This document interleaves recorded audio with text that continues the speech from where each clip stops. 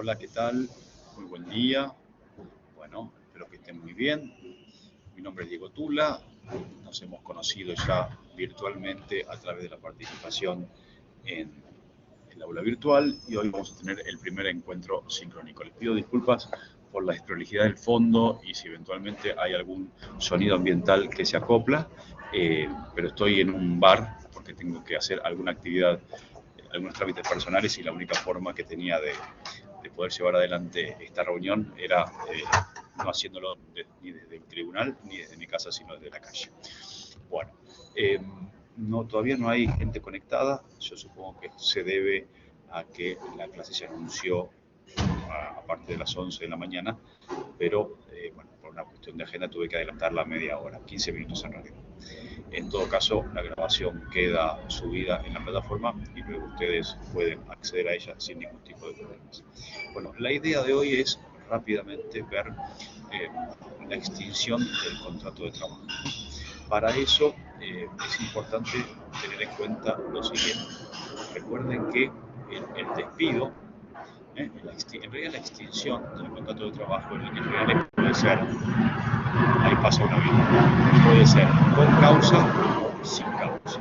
El despido con expresión de causa es el que dispone el empleador y el despido sin expresión de causa también es el que dispone el empleador, solamente que en su comunicación rescisoria no invoca ningún tipo de incumplimiento, inconducta o inobservancia, tanto por acción o por omisión en el comportamiento del trabajador. La diferencia son las consecuencias de una y otra forma de extinción. Es decir, si el contrato de trabajo se extingue con causa justificada, no tendrá el trabajador ninguna acreencia indemnizatoria. Solamente le corresponderá el pago de lo que se denomina la liquidación final, o los rubros derivados de la extinción. Realmente son rubros salariales, es decir, las vacaciones proporcionales, aunque es una indemnización, el aguinaldo proporcional y los días de trabajo. Por el contrario, si el despido es sin causa o con expresión de causa que, judicializado el conflicto, a la postre no logra demostrar el empleador que va a tener la carga de la prueba en principio de acreditar los hechos que se invocaron como justificación de su ruptura, va a tener las mismas consecuencias indemnizatorias en principio como si el despido hubiese sido incausado. Digo en principio porque hay algunas indemnizaciones, que no es el tema de hoy, que se generan como consecuencia del no pago de los rubros indemnizatorios, por ejemplo, el 2 de la 25.323, que otorga la facultad a los jueces de poder morigerar este importe. Por eso no es exactamente igual, pero sí tengan en cuenta que en principio las consecuencias son muy parecidas. Ahora bien, al momento de comunicar la extinción del contrato de trabajo por causa justificada, es decir, al momento de cursarse el intercambio telegráfico, como también ocurre en el caso de los despidos indirectos, es decir, aquellos en los cuales se coloca la persona en situación de trabajo no ya por incumplimiento propio, naturalmente, sino por un incumplimiento de su deber de trabajo. Al momento de cursar estas comunicaciones prejudiciales, que suceden antes del conflicto, antes del litigio, existe todo un universo denominado intercambio telegráfico, que tiene naturalmente causas y consecuencias dentro de la órbita del derecho. Entonces es muy importante conocer cuáles son esos escenarios. En primer lugar, va a estar el escenario comunicacional, es decir, lo que vamos a intentar nosotros como abogados es ver si esa comunicación logró su cometido, logró su fin. Es decir, si ingresó en la esfera de conocimiento de la contraparte. ¿Por qué? Porque si yo me considero despedido, trabajador, o mi empleador me despide con causa, y esa comunicación no llega a destino por la razón que fuere, ¿por qué una comunicación no puede llegar a destino? Y porque supongamos que el Correo Argentino o Andriani o Boca, que son las entidades, los organismos, las empresas que se encargan que tienen como objeto comercial precisamente practicar las comunicaciones, informa, por ejemplo, como destinatario desconocido, o se mudó, o domicilio inexistente. Entonces, puestos a discutir la eficacia comunicacional, puede suceder que esa comunicación no logre su cometido. Es decir, que yo no pueda comunicar a mi empleador que me considero en situación de despido indirecto, o que mi empleador no pueda comunicar o para que el empleador no pueda comunicar a mi trabajador que me está despidiendo con causa. Entonces, si esa comunicación no logra su cometido, es decir, no llega a la esfera de conocimiento del destinatario, pierde eficacia. De modo tal que lo que yo quería lograr con esa comunicación no puede ser tal. Es decir, o el despido indirecto o el despido directo con expresión de causa. Entonces, al caerse el despido, es como si el distracto no hubiese existido y por lo tanto no acarreará ninguna consecuencia. Por eso es muy importante garantizar la eficacia comunicacional de las intimaciones que se realizan. Para eso es importante trabajar sobre estos principios. Va a regir naturalmente el principio de buena fe, el principio de la teoría de la recepción. Para el ordenamiento jurídico no va a ser importante la fecha en la cual la comunicación se envía, sino la fecha en la cual la comunicación se recibe. Por eso se llama la teoría de la recepción. Es decir, si yo voy al Correo Argentino, que es la entidad estatal que se encarga de estas comunicaciones, ustedes bien saben que los trabajadores tienen o cuentan con un medio gratuito de comunicación, que es el telegrama conexionado laboral gratuito. En cambio, los empleadores van a tener que utilizar las cartas documentos que tienen. Creo que estaban alrededor de 1.000 pesos una carta documento.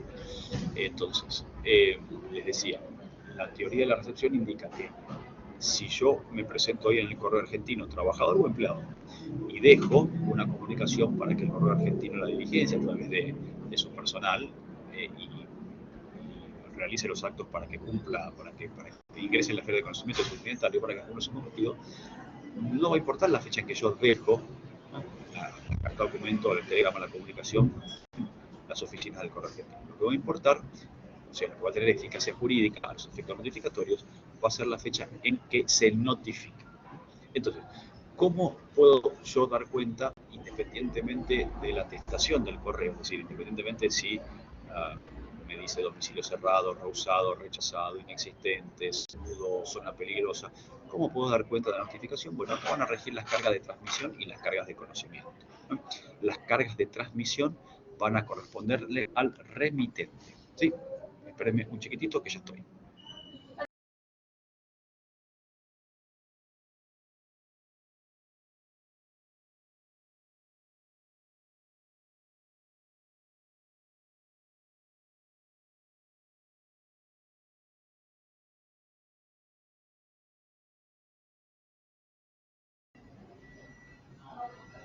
Perdónenme, que ahí sigo. Entonces les decía, van a existir las cargas de transmisión y las cargas de conocimiento. Las cargas de transmisión van a corresponderles al remitente, es decir, quien envía la comunicación.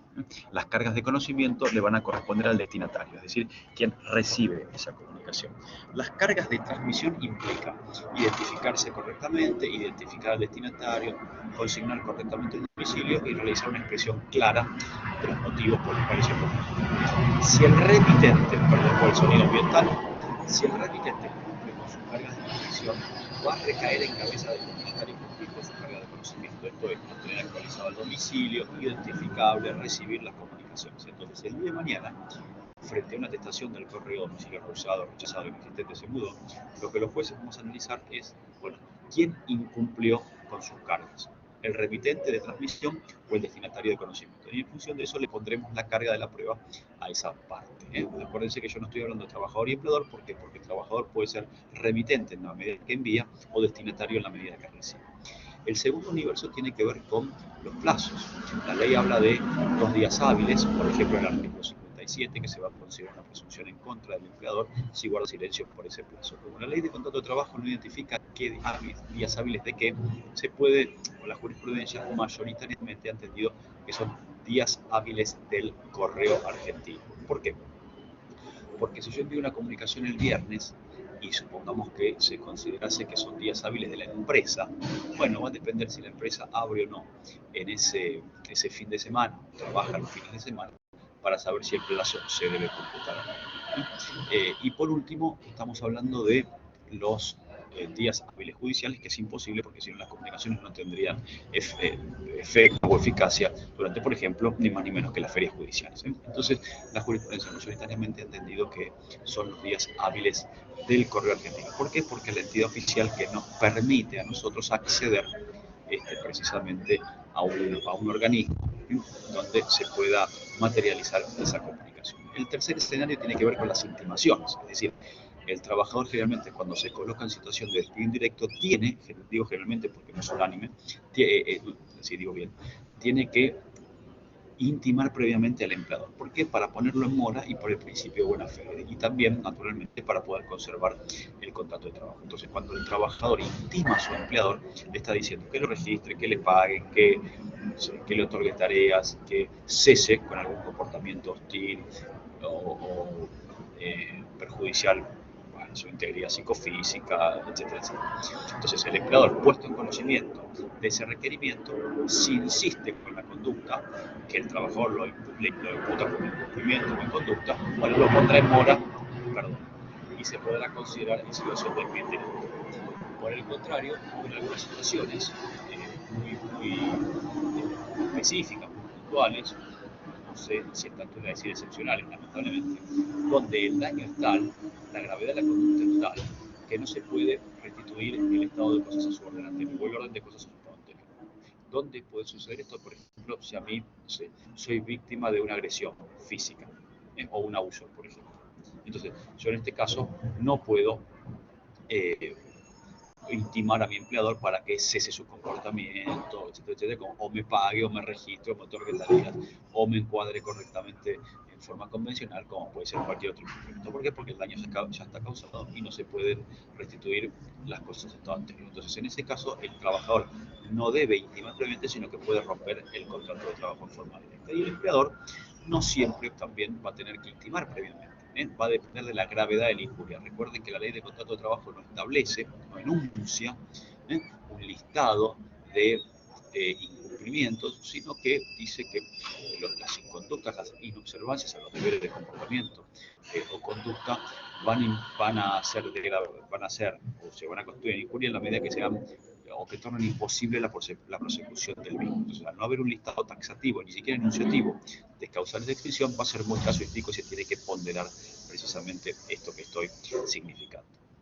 Entonces, va a haber situaciones donde por la inobservancia, por la gravedad de la inobservancia del trabajador a su deber de conducta, de comportamiento, de buena fe, de contracción del trabajo, etcétera, etcétera, puede ser que, por ejemplo, sea una llegada tarde. Entonces, el empleador, sí, en esos casos, las buenas prácticas aconsejan para conservar el contrato de trabajo que intime previamente para que el trabajador notifique y, según el tipo de las consecuencias que trae esa ausencia, la antigüedad, la ausencia de sanciones disciplinarias anteriores, que tome alguna medida disciplinaria menor. Esto es un apercibimiento, una sanción o incluso una suspensión.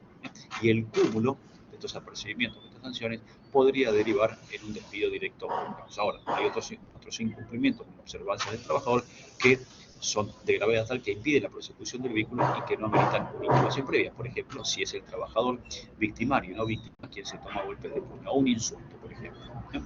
Por supuesto es muy casuístico, dice un insulto es causal de despido, y bueno, depende si se están insultando, sin desmerecer, por supuesto, pero dos, no sé, compañeros que están en el medio de una construcción, que son operarios, de la construcción, y uno insulta a otro, si el insulto es menor, parecería ser que no es de gravedad tal que impida la prosecución del vínculo. Ahora, si quien insulta, por ejemplo, es una docente de jardín de infantes a un alumno, bueno, evidentemente, aun cuando sea el mismo insulto, fíjense que las circunstancias de modo, tiempo, lugar y persona pueden ameritar consecuencias distintas.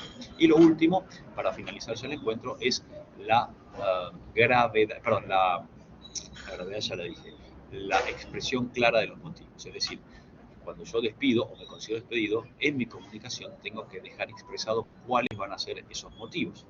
Entonces, esto quiere significar que el destinatario de esa comunicación tiene que, de la simple lectura, el lenguaje claro, dar cuenta de las circunstancias de modo, tiempo, lugar y persona. Modo, cómo, tiempo, cuándo, lugar, dónde y persona, quién. Es decir, a mí me están despidiendo y yo puedo dar cuenta, puedo significar que se me está imputando. ¿Para qué?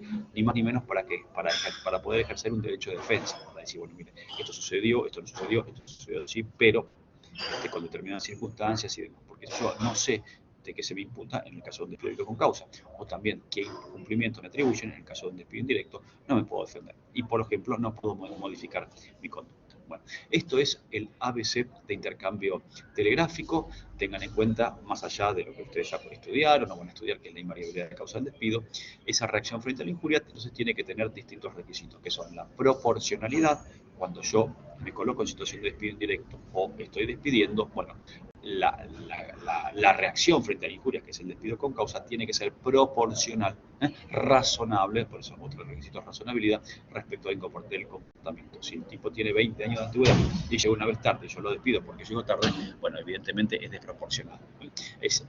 No cumple el requisito de razonabilidad. Ahora, si la persona llega tarde y esa llegada tarde implicó, por ejemplo, que, no sé, que se perdió la posibilidad de viajar y esa posibilidad de viajar hizo que pierda un negocio y ese negocio le produjo pérdidas significativas a la empresa, bueno, se tendrá que ponderar de acuerdo a esas circunstancias. O un día de ausencia, un guardia de seguridad, no pasa nada, un día de ausencia en un médico cirujano en relación de dependencia, que no fue, la operación no se realizó y el paciente por ahí se murió, bueno, tendrá que ver la empresa ponderarlo conforme a esas circunstancias. Pero por eso es razonabilidad y proporcionalidad, y la otra es oportunidad, en el sentido de temporalidad. ¿Qué quiere decir esto? Quiere decir que yo no puedo sancionar hechos que han sucedido con anterioridad.